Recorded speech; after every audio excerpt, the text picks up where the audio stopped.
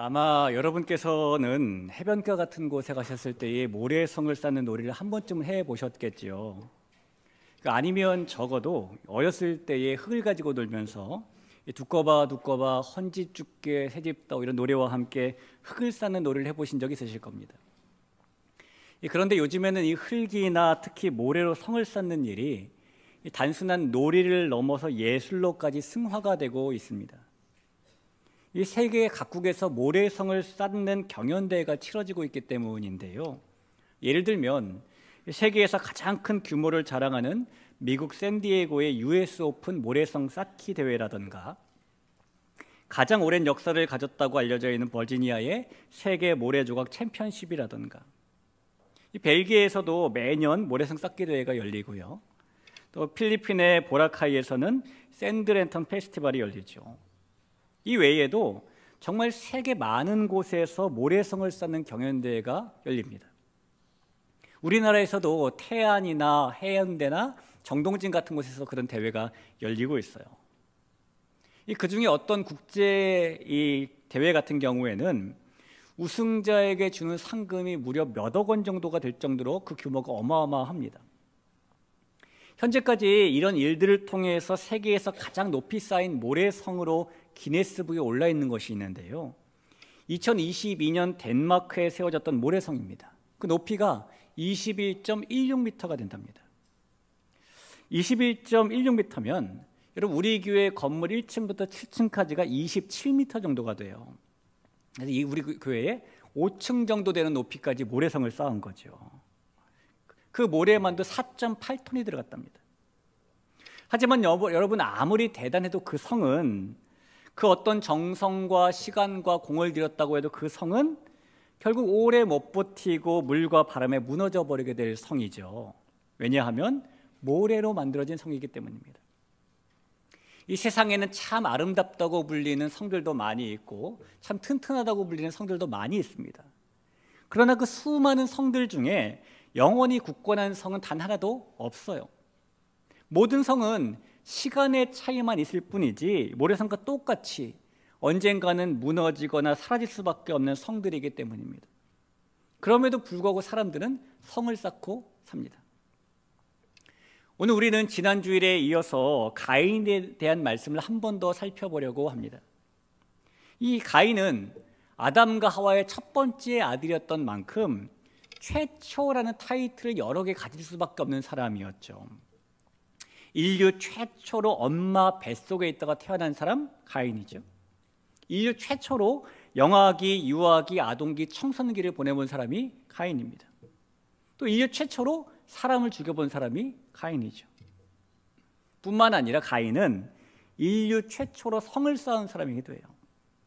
우리가 오늘 그 가인이 쌓았던 성에 대한 말씀을 좀 살펴볼 텐데, 이 시간에 이 말씀을 통해서 가인이 쌓은 성은 어떤 성이었는지 우리가 좀 만나보고, 그가 쌓은 성과 가인을 반면교사로 삼아서 오늘 하나님께서 우리에게 원하신 뜻이 무엇인지를 발견하며 따를 수 있는 이 시간이 될 수 있기를 주님의 이름으로 축원합니다.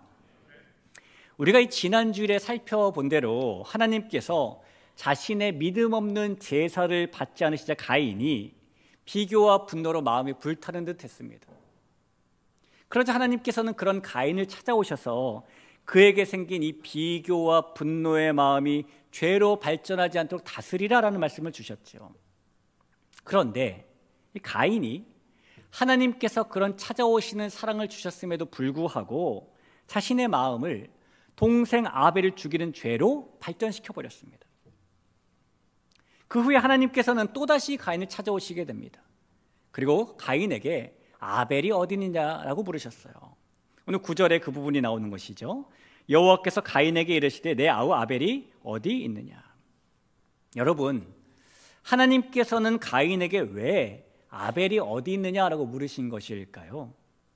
하나님께서 아벨에게 볼 일이 좀 있으셨는데 아무리 찾아봐도 아벨이 보이지 않으니까 가인에게 너 아벨 어디 있는지 아니? 이렇게 물으신 것일까요? 이 모든 것을 다 아시는 하나님께서 그러셨을 리는 없겠죠.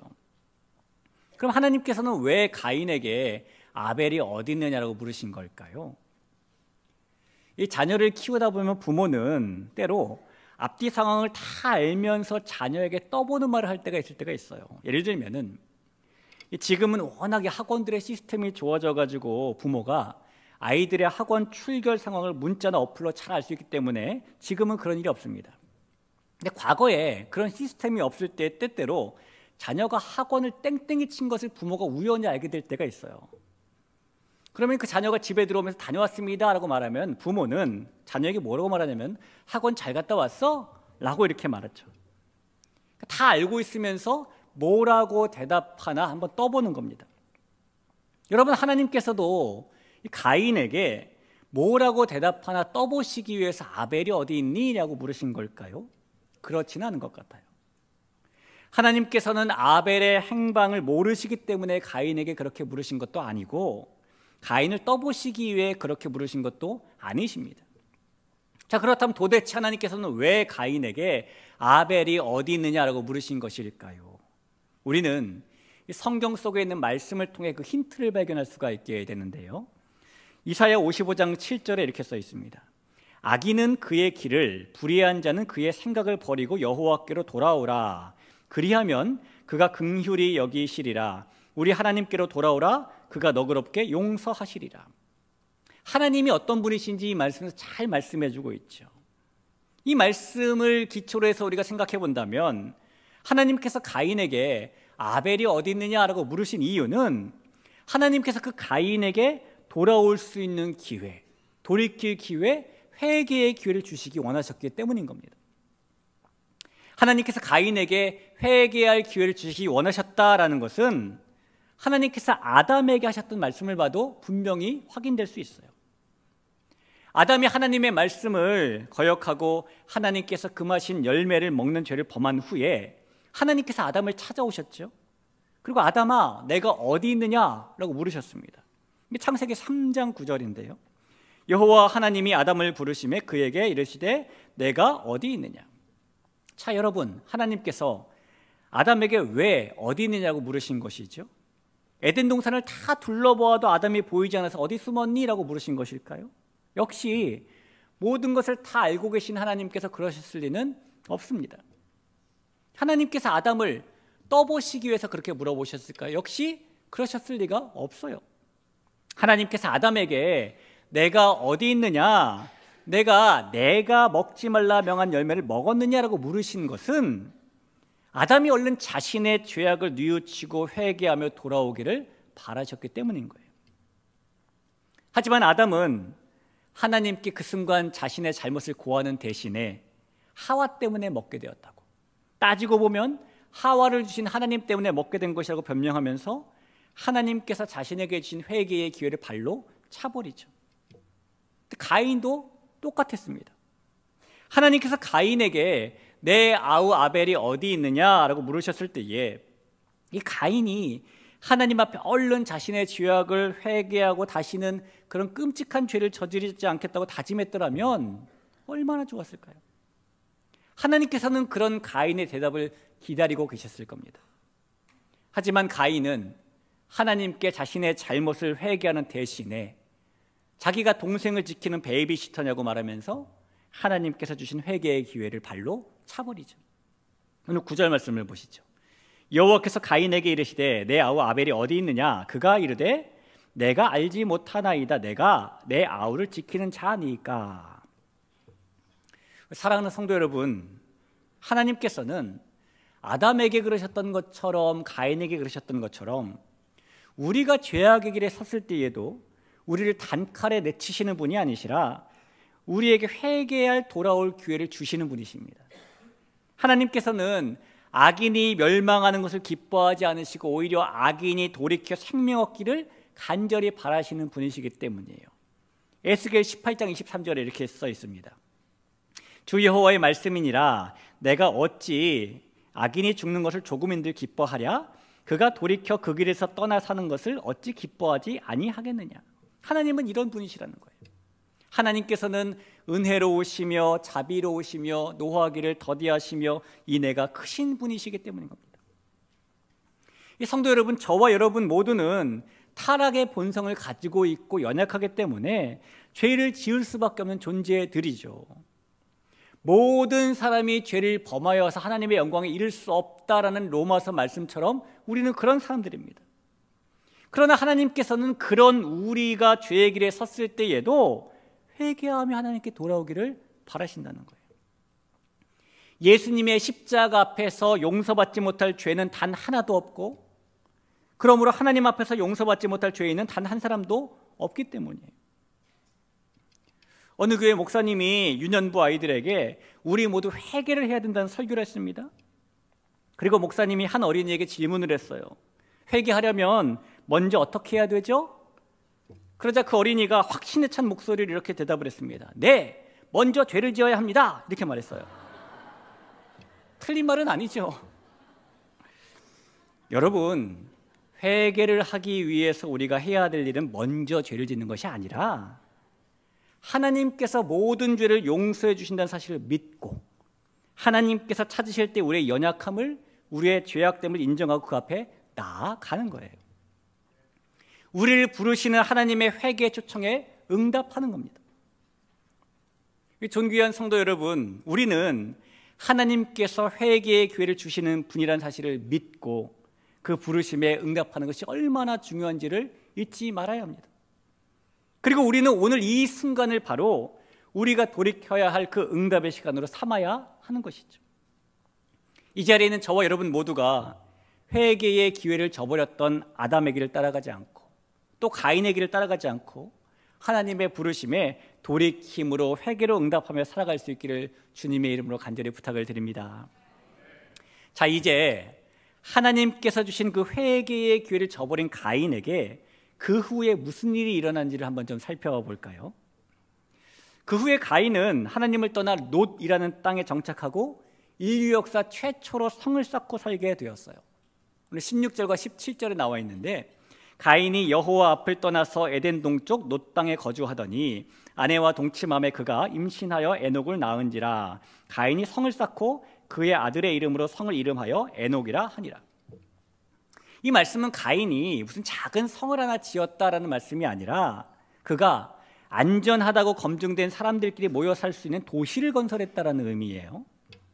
이 현대 사회의 도시는 그런 일이 생기지 않지만은 고대 시대의 도시가 만들어지면 당연히 외곽을 둘러싸는 성벽이 만들어지죠. 근데 가인이 세운 도시는 거대한 성이 된 것입니다. 그래서 여러분, 여기서 우리가 한 가지 의문을 더 품어야 되는데, 그렇다면 가인은 그 성을 왜 쌓은 것일까요? 이 성 쌓은 얘기가 창세기에 이곳에 처음 나오는 걸 보면은 그가 아버지 어머니와 함께 살 때는 성을 쌓고 살지 않았다는 것을 우리가 알 수 있습니다. 그러나 그가 이 롯 땅에 간 후에는 성을 쌓았다는 겁니다. 왜 그랬을까요? 이 성이라는 것은 방어 구축물 아닙니까? 누구든지 사람들이 자기를 보호하려고 짓는 것이 성이죠. 이 가인이 성을 쌓은 이유도 마찬가지예요. 가인은 자기를 지키려고 성을 쌓은 겁니다. 가인이 회개의 기회를 걷어차버리자 하나님께서 가인에게 앞으로 땅에서 저주를 받게 되고 땅에서 유리하게 된다라는 말씀을 해 주셨어요. 그러자 가인이 자기가 받는 벌이 너무너무 무겁다면서 혹시라도 땅을 유리하다가 누군가가 자신을 죽이면 어떻게 하냐라고 하나님께 항변을 하죠.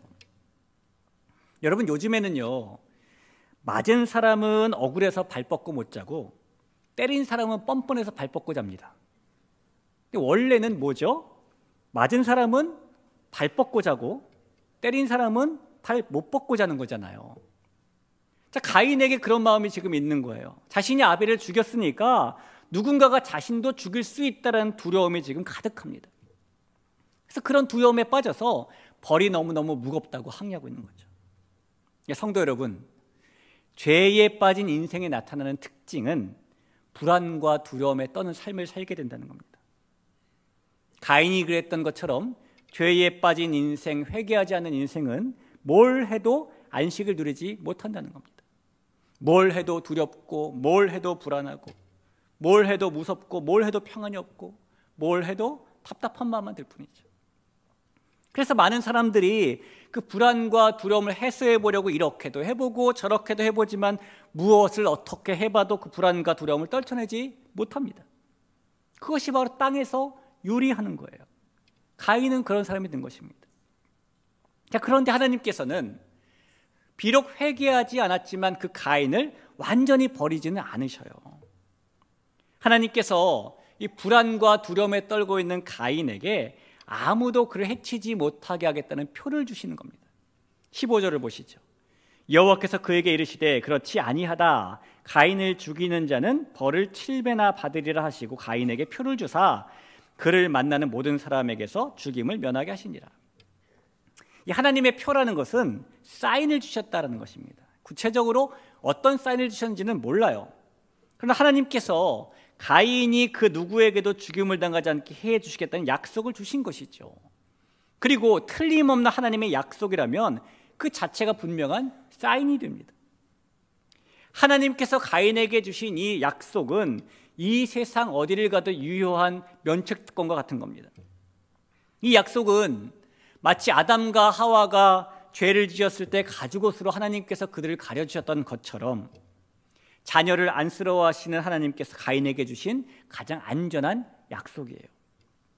자, 그러면 그런 안전한 약속을 받았다면, 하나님의 정말 완전하고 확실하고 틀림없는 약속을 받았다면 가인은 불안과 두려움을 떨치고 안심했어야 하잖아요. 그런데 하나님의 그 약속을 받고도 가인은 불안과 두려움을 떨치지 못하고 하나님을 떠나고 놋 땅으로 가고 성을 짓게 되는 겁니다. 16절을 볼까요?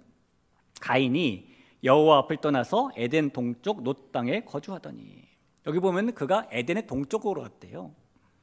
이 동쪽을 히브리어로 키드마라고 하는데, 키드마라는 말에는 동쪽이라는 뜻도 있고 맞은편, 반대편이라는 뜻도 있습니다. 그러니까 가인이 에덴의 동쪽으로 갔다는 얘기는 그가 에덴의 반대쪽, 즉 하나님의 약속과 하나님의 지켜주심과 정반대편으로 갔다는 이야기예요. 아주 옛날 영화 중에 이 제임스 딘의 출세작이었던 에덴의 동쪽이라는 영화가 있었어요. 여기 계신 분들 가운데 보신 분들이 계십니까? 이 영화의 주요 스토리가 뭐냐면 아버지와 둘째 아들인 제임스 딘의 갈등이 주요 소재예요. 그래서 제목이 에덴의 동쪽인 거예요. 에덴이란 말로 표현한 아버지의 동쪽, 즉 아버지의 반대편, 이런 제목을 가지고 있는 것이죠.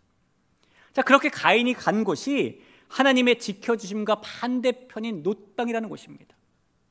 놋은 히브리어로 방황하다, 유리하다 이런 뜻이에요.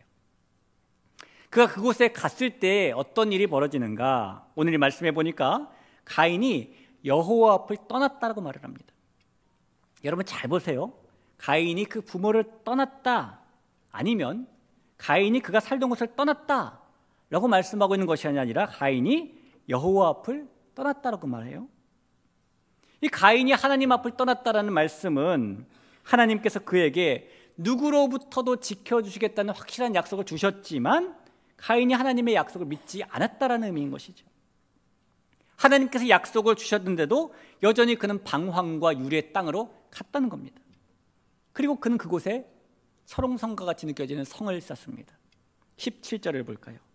아내와 동침함에 그가 임신하여 에녹을 낳은지라 가인이 성을 쌓고 그의 아들의 이름으로 성을 이름하여 에녹이라 하니라. 인류 최초의 성 에녹성이 생긴 겁니다. 하나님의 지켜주시겠다는 약속을 믿지 않고 자신이 직접 스스로를 지키기 위해 성을 쌓은 것이죠. 그래서 가인이 성을 쌓았다는 것은 하나님을 떠난 가인이 다시 하나님께로 돌아올 생각조차 하지 않고 여전히 죄로 인한 불안과 두려움 속에서 살았다는 것을 뜻해요. 가인이 쌓은 성은 하나님을 떠나도 하나님의 지켜주심이 없어도 내 스스로 나를 지키며 살 수 있다는 그의 교만이 쌓은 성입니다. 그의 마음과 영혼 속에 하나님에 대해서도 높은 벽을 세우고 단절하며 쌓은 성인 겁니다. 그래서 그는 다른 사람에게 살해당할지도 몰라라는 두려움 속에 빠져서 자기를 지키기 위한 성을 쌓고만 사는 것이고, 항상 다른 사람을 두려워하고 의심하고 다른 사람이 자기의 영역에 침범하는 것을 굉장히 용납하지 않고 자기 자신만 믿고 그렇게 그 누구도 넘어오지 못하도록 자기의 방어벽을 표시하고 높이 성을 세우며 살았던 것이죠. 회개하고 돌아오라는 기회도 저버리고 하나님께서 주신 약속의 말씀도 저버린 가인이 지금 하는 일은 높이 성을 쌓고 그 안에서 자기의 힘으로 버티겠다고 하는, 자기의 힘과 능력 안에서 나는 안전하다. 내 힘으로 충분하다라고 하는 그런 일입니다. 하나님의 능력에 의지해서 하나님께서 예비해 놓으신 회개의 길과 연단의 터널을 통과하겠다는 것이 아니라 자기의 힘과 능력으로 스스로를 지키며 살겠다는 그런 일인 거예요. 이 성경을 보면 이 가인을 시작으로 해서 하나님을 떠난 사람들은 하나같이 다 든든한 요새와 성을 만들어 자기를 지키려고 합니다. 아버지 노아를 통해서 다른 형제들의 종이 될 것이야라는 하나님의 저주의 말씀드렸던 함이라는 아들이 있었죠. 함의 후손 중에 니므롯이라는 사람이 있어요.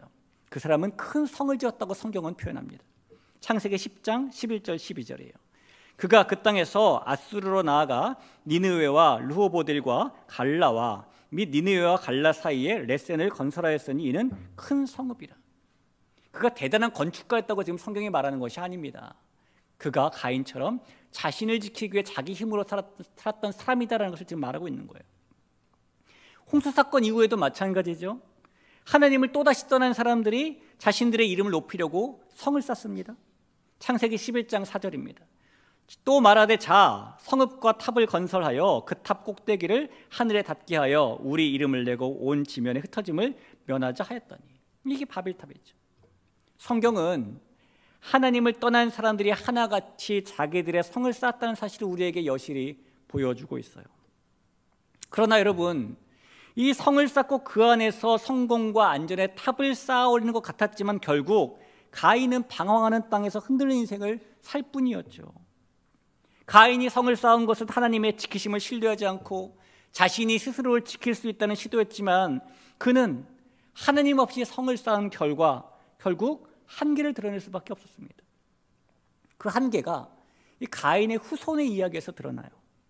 이어지는 말씀에 보니까 그 성에서 자기가 자기를 지키겠다고 자신이 주인 되어 살던 가인과 그 후손들, 그들은 마치 작은 죄가 더 큰 죄를 낳는 것처럼 가인보다 그 후손들은 더 큰 죄의 인생을 살게 됩니다. 대표적인 사람이 라멕이라는 사람일 거예요. 라멕은 두 여자를 아내로 맞아들였고 사람을 죽인 것을 자랑했고 더욱 악한 길로 나아갑니다. 심지어 라멕은 자기 조상인 가인에게는 벌이 7배지만 자기에게는 벌이 77배다라고 말하며 하나님을 조롱합니다. 이 창세기 4장 23절 24절인데 한번 보죠. 라멕의 아내들에게 이르되 아다와 실라여 내 목소리를 들으라. 라멕의 아내들이여 내 말을 들으라. 나의 상처로 말미암아 내가 사람을 죽였고 나의 상함으로 말미암아 소년을 죽였도다. 가인을 위하여는 벌이 7배일진데 라멕을 위하여는 벌이 77배이로다 하였더라. 그러니까 하나님 없이 쌓았던 성 안에서 지금 이런 일이 벌어지고 있는 겁니다. 그러니 이 성은 영원히 지속될 수 없는 것이고 진정한 평안과 보호를 주지 못하는 성인 것이죠. 아무리 튼튼하고 아무리 높이 쌓아도 이 성이 지켜주지 못한다는 겁니다. 여러분, 오늘 사는 우리도 똑같은 모습을 보일 때가 있어요. 만약에 우리도 스스로를 보호하고 지키기 위해 성을 쌓고 살아가고 있다면 그것은 가인이 성을 쌓은 이유와 똑같은 이유 때문일 겁니다. 우리도 하나님의 약속을 믿지 못하기 때문에, 하나님에 대한 불신앙 때문에 우리 자신을 지켜줄 것만 같은 성을 쌓고 살아가요. 우리도 하나님의 보호와 심에 대한 믿음이 없으면 스스로를 보호하기 위해서 여러 가지 쓸데없는 성들을 쌓게 됩니다.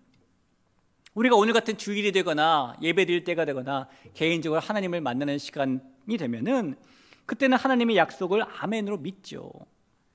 그리고 나서 현실의 삶 속의 현장으로 돌아가게 되면은 때로는 그 약속에 대한 믿음을 저버릴 때도 있고 스스로 계산해서 이렇게 하면 문제가 해결되겠지라고 결정할 때도 있고 가인처럼 방황의 땅 노새 자기의 성을 쌓을 때도 있다는 겁니다. 그러면서 그렇게 열심히 자기의 성을 쌓는 인생을 일평생 살아가게 돼요.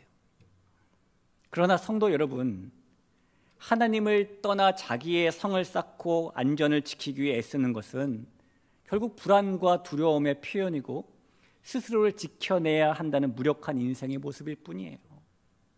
자기에게 집착하고 자기의 지킴을 도모하지만 그 삶은 안정과는 거리가 멉니다. 마치 그럴듯해 보이지만 이 뿌리에서 잘려나간 나뭇가지처럼 생명력도 없는 것이고 화려해 보이지만 열매가 없는 삶을 살게 되는 것이죠.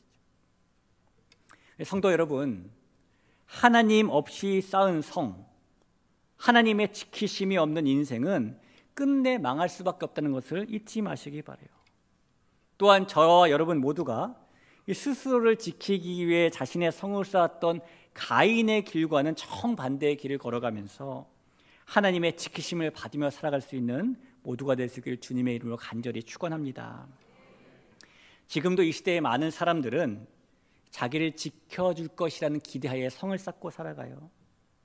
이 매슬로우의 사람의 욕구 단계 이론에 보면은 가장 기본적으로 사람이 가지고 있는 욕구는 생리적인 욕구인데요, 생리적인 욕구가 채워지고 난 다음에 추구하는 욕구는 안전의 욕구예요. 그래서 사람들은 자물쇠를 하나 달고도 또 하나를 더 달아야 마음이 편안해지고, 이 불확실보다는 확실, 낯섦보다는 익숙함, 불안정보다는 안정을 선호하죠. 그렇기 때문에 사람들이 날마다 자기를 지켜줄 철옹성을 쌓고 있고 그 안에서 인정받고 보호받기를 기대하며 살아갑니다. 자기 시야라는 성, 자기 해석이라는 성, 자기 세계라는 성, 외모라는 성, 학력이라는 성, 재산이라는 성, 자기 의라는 성, 자기 연민이라는 성, 또는 과민, 부정, 자아도취, 합리화 같은 방어 기제라는 성. 이 사람들은 자기를 지킨다는 명목 아래에 꼭 눈에 보이는 성이 아니더라도 자신이 의식하든지 의식하지 못하든지 마음속에 그런 성을 쌓고 살아가요. 여러분, 우리가 그런 성을 쌓는다면 정말로 우리는 스스로를 지킬 수 있을까요? 가인의 성은 하나님으로부터 독립해서 자기 하고 싶은 대로 하며 살겠다는 성이에요.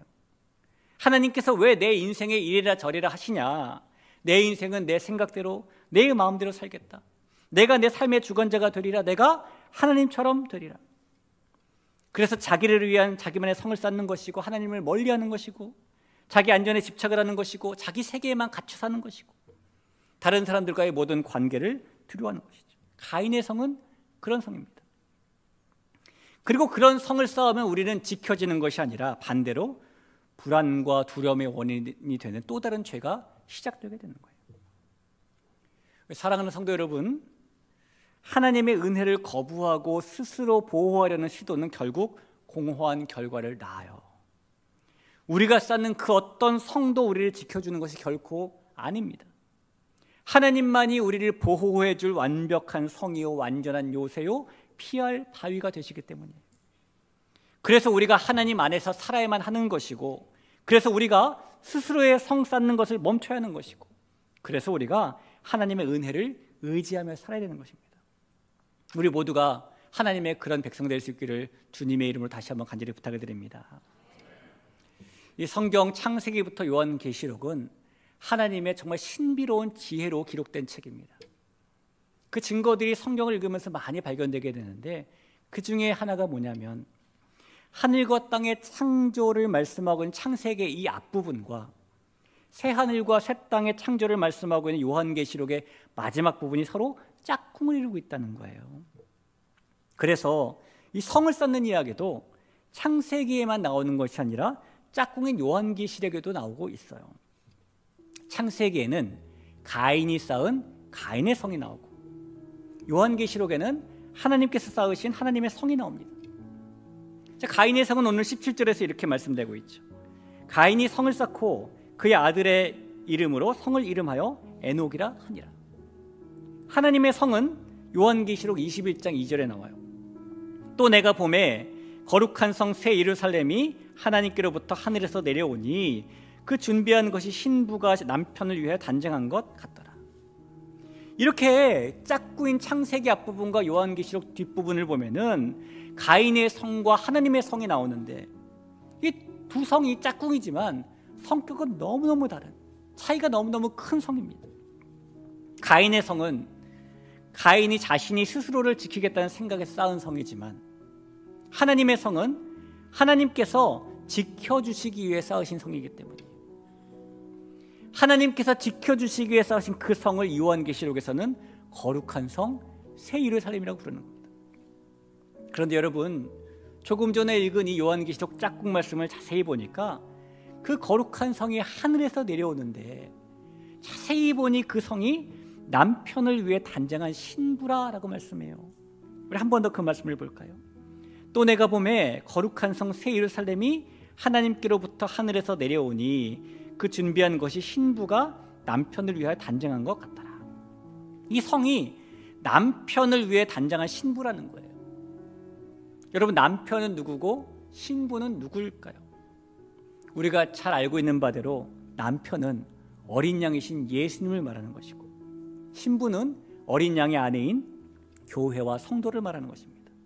그렇다면 하나님께서 쌓으신 성, 하나님의 성은, 하나님께서 직접 지켜주시기 위해 하늘에서 쌓으신 그 거룩한 성은 어린 양의 신부인 교회와 성도라는 거죠. 성도 여러분, 저와 여러분은 하나님께서 손수 지켜주시기 위해 쌓고 계신 하나님의 성입니다. 그래서 우리는 더 이상 스스로를 지키기 위해 무너져 내릴 모래성과 같은 가인의 성을 쌓을 필요가 없어요. 그러니 여러분, 우리가 하나님의 성임을 기억하고 자기 의라는, 자기 죄라는, 자기 만족이라는 스스로를 지키기 위한 가인의 성을 더 이상 쌓고 살지 않기를 바라요. 혹시 우리가 살아가는 인생에 놋방과 같은 방황과 유리의 일이 펼쳐진다 할지라도 하나님께서 표까지 주시며 지켜주시겠다는 약속을 주셨다는 사실을 기억하시길 바랍니다.